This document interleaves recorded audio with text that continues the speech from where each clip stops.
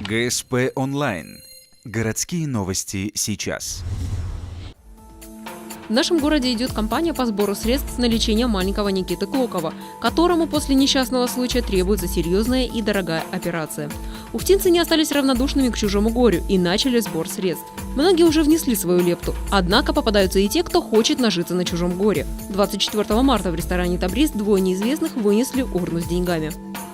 Когда матери просят о детях, особенно о больных, вот такую спонсорскую помощь, как в виде поставить ящик и собирать средства, мы всегда оказываем.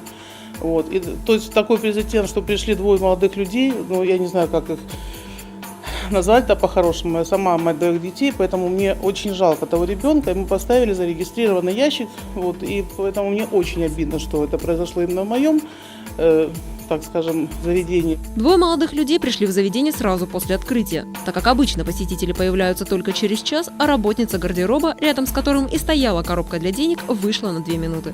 На кадрах скрытой камеры хорошо видно, как мужчина осматривает коробку при помощи фонарика. Это уже не первая попытка завладеть пожертвованиями горожан. Не так давно в Ледовом дворце несовершеннолетний хулиган присматривался к ящику с деньгами, а потом, как утверждают очевидцы, попытался с помощью проволочного крючка вытащить купюры. К счастью, ему помешала женщина-охранник.